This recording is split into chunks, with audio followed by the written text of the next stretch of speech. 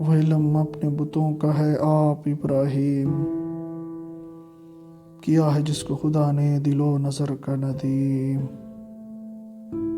زمانہ ایک، حیات ایک، کائنات بھی ایک، دلیل کم نظری کس سے جدید و قدیم۔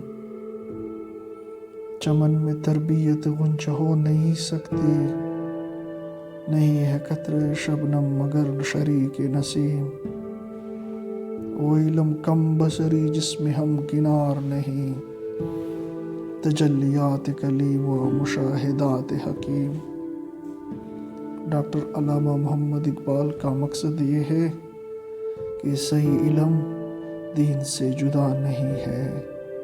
ڈاکٹر علامہ محمد اقبال کہتے ہیں کہ جو علم قرآن و حدیث کے تابع ہے وہ خود اپنے غلط اصول کی اصلاح کر سکتا ہے۔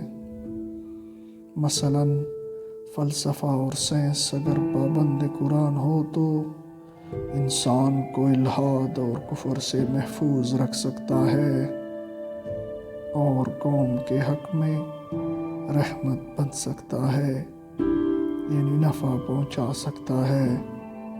لیکن اگر ایسا نہ ہو تو پھر یہی فلسفہ اور سائنس بنی آدم کے حق میں لعنت بن جائے گا، بلکہ موجب ہلاکت ہے۔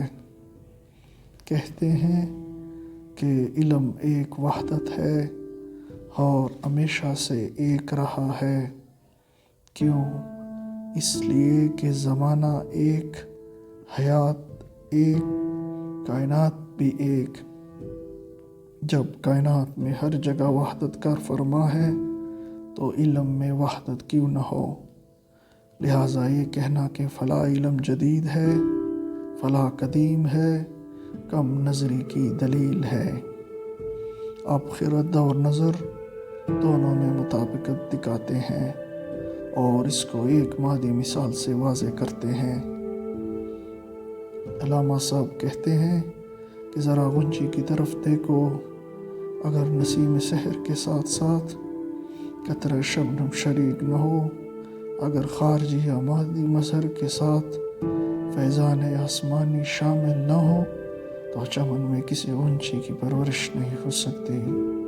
اس طرح اگر انسانی عقل کے ساتھ الہام ربانی شامل نہ ہو تو علم کی صحیح تربیت نہیں ہو سکتی۔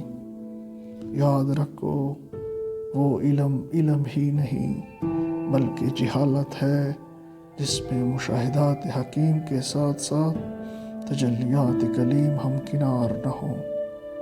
یعنی صحیح اور سچا علم وہی ہے جس کی تصدیق قرآن و حدیث سے ہو سکے۔ الغرض دین اسلام سراپا علم ہے اور علم سراسر دین سے ماخوذ ہے۔ جو علم دین سے ماخوذ نہیں وہ علم ہی نہیں، جہالت ہے۔